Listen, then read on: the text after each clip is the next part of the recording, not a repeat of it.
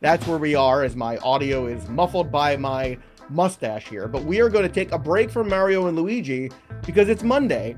And Mondays, we like to do a little segment called Prospecting with the Welsh. That's right. Prospecting with the Welsh is our favorite time to look down on the farm to see about some prospects that might be able to help your fantasy team. So let's talk to the Welsh about just that. Welsh, we had some Chase DeLander moments already making a debut. And speaking of the Rockies, we got another guy who just got called up in Zac Veen.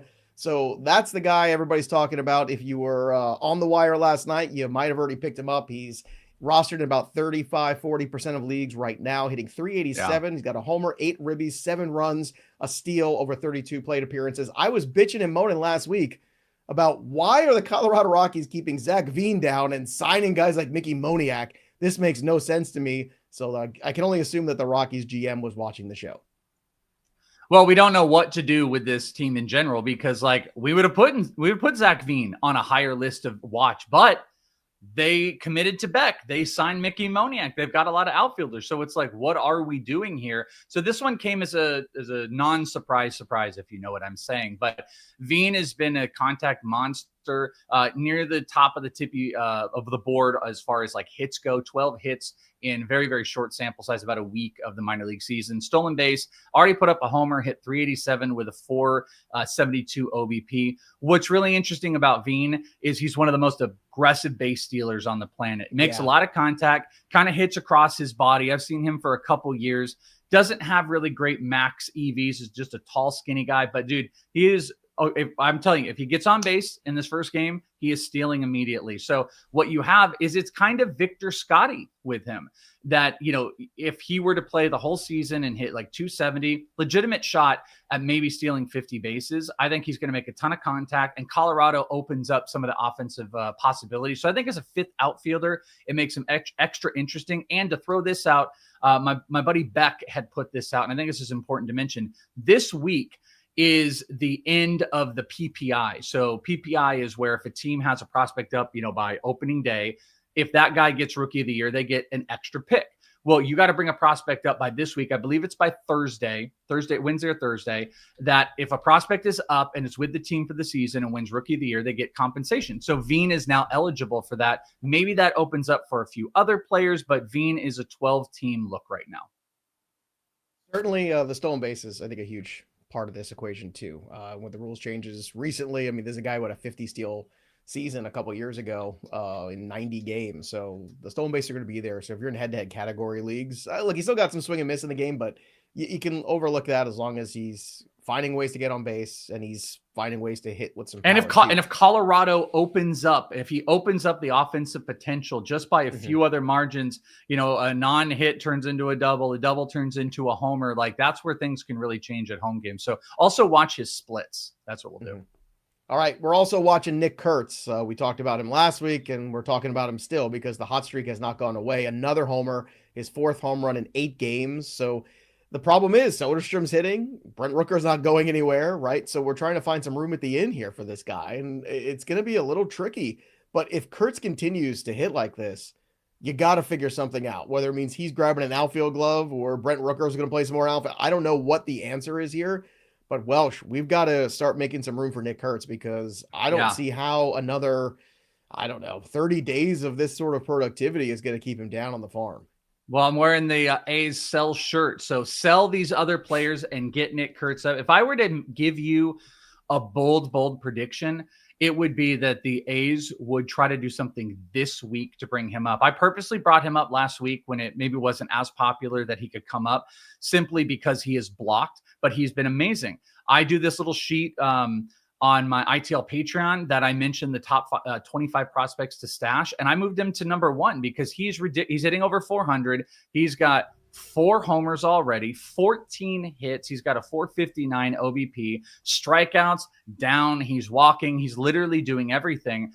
You just want to see them do something. I don't know how they do it. I think it would be advantageous for the A's to bring up a guy like Kurtz right now, especially if they foresee, and then maybe this will be telling, by the way, if you foresee that Kurtz is going to be on this roster a decent amount this year, why not bring him up now and put yourself in a position where the rookie of the year candidate is open, that you could get him out there and maybe you could get another first round pick, change the organization. I wonder if they think about that. But as we mentioned, he's blocked. Soderstrom is ridiculous right now. We haven't seen them experiment with Rooker in the outfield or anything like that. But I would not be shocked if he came up this week due to PPI.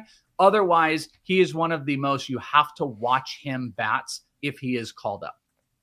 Also, off to a very good start and maybe rocketed for the major leagues. Ticket very soon. Travis Bazzana, second base prospect of the Guardians. Look, he's hitting a double-A home run on Saturday. Really good. Homer, 2 singles, and a double.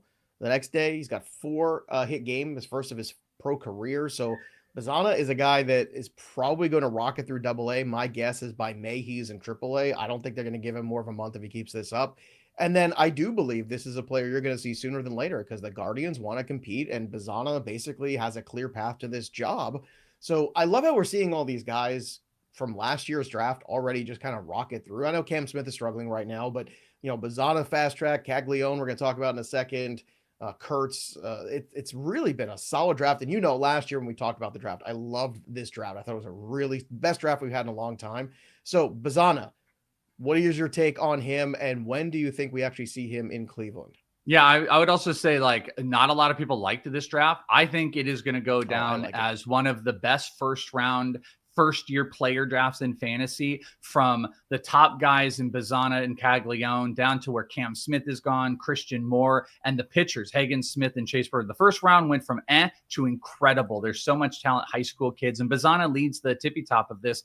I legitimately thought out of camp they might consider even pushing him to the majors. He was playing in the minor league spring training games. He was playing with high A in minor league spring training, and then they moved him up to double. Dude's hitting over 500 right now in a very, it started on Friday, of course. But I think you laid it out pretty properly. I wouldn't be shocked if by the end of this month he's at AAA. And if this team is highly competitive in the division, which they clearly are, I don't know if they've got great options at second base that could hold him back. I would not be shocked if we saw him at some point in May. Maybe they want to get that Super 2 stuff out of the way first. But I do expect to see Travis Bazzana mid-year. So do you want to speculate on him now if you've got NA spots? If you hold a roster spot, no, you would be better off, if Kyron Paris is still sitting out there, go and filling it with that instead of speculating. Yeah. But Bazzana should be up in the near future. Paris, the track record is not there for me. I'm not buying this stretch for him. Jac Caglianone at a 460-foot homer. My God, it almost went out of the entire ballpark. It was wild. It was like the back row of the grass section where you could sit there and just hang out with your family. Dude. And just bring chairs. He hit a 504-foot homer, according to him, in AFL that I was there to watch. I videoed it. I never seen anything like it. And I talked to him the next day, and he said the data in the dugout said 504 nonchalantly. It is 70, 80 grade. It's close to 80 grade power as you can possibly get. Yeah, he is going to be a masher, and you just got to watch the contact and strikeouts. I do expect we will see Jack at some point this year, but I think people feel like it's going to be sooner. That I don't. I don't think they're going to rush him. I think you would need a big injury to a guy like Vinny Pasquantino mid-year for them to consider it, though. So he's kind of like Bazzana. You don't want to get too aggressive. You should NA him if you've got some type of rookie NA spot, but holding a bench spot right now in most 12 or 15s is I don't think it's super smart. All right, one more guy to talk about and then 2 guys to watch. Andrew Painter, we just got the word that they're looking to bring him back sometime early July, late July. That's kind of where time frame is. But look, this Phillies pitching staff has been so good. I'm not expecting Painter to make a huge impact, and I can't imagine them using him in the bullpen either. I think that would be the last thing the Phillies want to do with this kid. So it's going to be some sort of starting role. Maybe at some point he makes a couple spot starts. Maybe the playoffs. I don't know. We'll see what happens. I'm not holding my breath for this. I think this is more of a 2026 thing. But what do you think about Painter and his potential arrival in July? I do like that they've already told us. I love Painter. I talked to him, we got to see all his starts in the AFL last year, talked to him a bunch. Super smart guy, great pitch mix, fast. Just everything is there. He's pro ready. But they're really, really babying him hardcore. And they've told us he's not even going to be an option until July. But I think that July marker, they are going to push him. The only thing that could hold it back is if the rotation is pitching well. Chris Sanchez is pitching well. Jesus Luzardo is pitching well. We'll see with Ranger. But what I would say is around June, I would speculate on Painter, not any further, just like the other prospects we talked about. Around June is when I would pick him up just in case they get pushed up, and watch how the rotation is doing. Because when he's up, he's going to be a guy that you're definitely going to want to roster. All right, real quick, Welsh, give me 2 more guys to watch here before we get out of prospecting with the Welsh. Yep, 2 last players just to keep an eye on, both AAA players. If you're looking for infield help, Chase Meidroth, that we've mentioned with the White Sox, they've got a bunch of dudes. Chase Meidroth hitting .333, 3 homers. He's got 2 stolen bases, 7 walks to 4 strikeouts.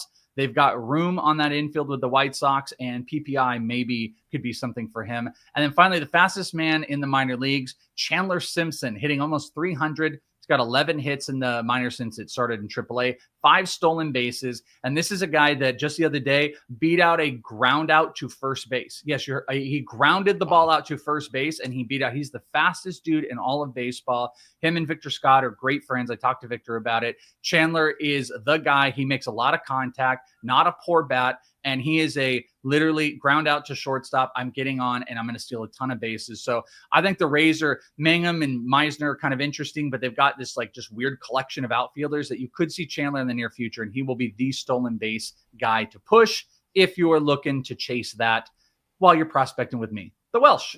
There you go. And that, my friends, is Prospecting with the Welsh. Join us every Monday live on Leading Off on Twitch, twitch.tv/FantasyPros, twitch.tv/FantasyPros. That's the place to be for Prospecting with the Welsh live. And of course, you can always watch us video on demand on the YouTube channel. Don't forget to subscribe. We're at 25,000 subscribers and growing every single day. All right, we're back to this. Woo! All right.